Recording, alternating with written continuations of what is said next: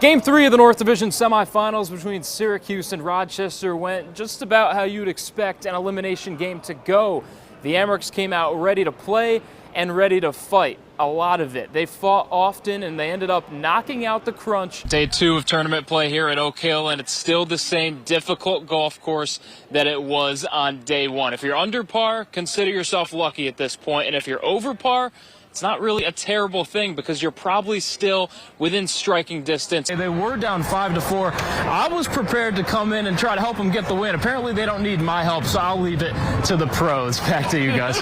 From what I know about Bills Mafia, they probably wanted to be here to see this team and at least give their support. It's just they really couldn't because police ended up blocking off the roads. There are now over 60 people that have been inducted into the Amerks Hall of Fame. Jason Pominville is one of them. Val James is another, but he is one of a kind. I was going to say, Brett didn't get the merch, but I got the merch, so at least I got the brownie points with the Amerks and say, hey, making it to the Eastern Conference Finals is a big accomplishment. No matter what happens in this game, all he needs is a bogey to make sure that he wins the Wanamaker Trophy. Anything worse, and it could be headed to a playoff or Scheffler wins. But that action's coming up here right now, so I'm going to let you go, Jackson, so I can watch the end of this. To your point, Scotty Scheffler out on the range after his round. Jordan Spieth was just over on the putting green a few minutes ago. It was Trey White last November who hurt his knee. He's still rehabbing that, looking to get back. Then a few days ago, Micah Hyde got a little bit banged up. He's day-to-day. Pre-game, we talked about how important it would be for whoever wanted to win this game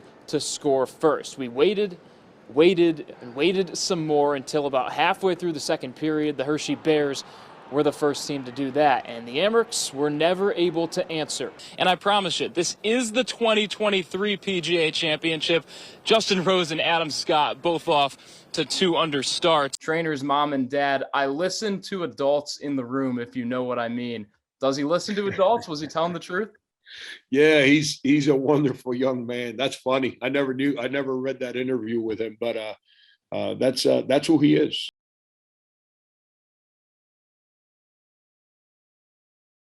Well, when you buy any big purchase, you'll likely get insurance or maybe a protection plan for it, and it's no different for the Buffalo Bills. Josh Allen, he's that big purchase, and Brandon Beane says the offensive and defensive lines are kind of like the protection plan. It's been a tough road so far. They lost games 2 and 3 and find themselves in a 2-1 hole. Hershey's been able to make life difficult for Rochester. The Amerks have only scored 2 goals over the past 2 games.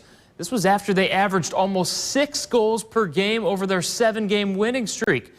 Celtics force overtime, quickly forces double overtime. He says, let's play some more basketball. And in double OT, Emmanuel Quickly turns into him Annual Quickly. Career high 38 points as the Knicks win their 9th game in a row. Red Wings winners of 3 straight and keeping the momentum on fire. Former Mud Hen Derek Hill homers to left center field to put his new team on top 1-0. Good sign for a Wings team with the least amount of home runs in the International League. And they're holding on to a 2-zip lead until Parker Meadows singles and Tyler Nevin comes all the way from second to tie things up. So we've got a ball game still in the bottom of the 8th, and just like that, the lead is gone. Donnie Sands lines that shot that reaches the wall. Meadows scores from first, and the Mud Hens come back for the win. Later in the first, it's Sean Malone dancing with the puck and finding the angle on the shot.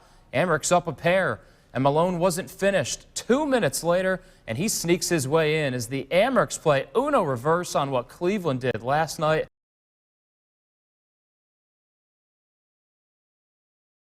I remember it was a time we were in our backyard at our old house. We were playing wiffle ball, and it was like the best experience. Moments like that are what got Marty and Anthony Diaz obsessed with playing sports.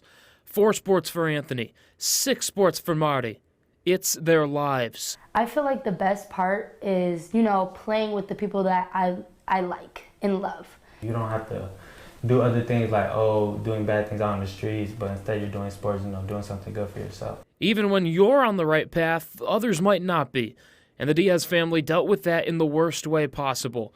In May of 2017, their oldest son, Larry J. Morales Jr., was senselessly killed walking out of a store in his neighborhood. But his legacy lives on. Before the service, our parents had us write little notes to put in the casket. So basically, to sum up what I said, was saying, you know, to honor you, I'll wear the number 22, because that's the age he passed away. Him being big in sports as well, I feel like I can carry on his legacy and keep him proud. The Diaz parents say their children are leaders in the handfuls of sports they play. Anthony is the quiet leader. I was always one of the shy kids. I never was really the one, you know, to really speak out as much. Marty, not so much. I'm very opposite. I'm very outgoing with my leadership. They combine those leadership qualities to help with Forever 22, an organization dedicated to honoring their older brother. We try to flip the script and make it something so tragic, something that can help people. And that's the power of sports. Matt Mlodzinski, News 10, NBC Sports.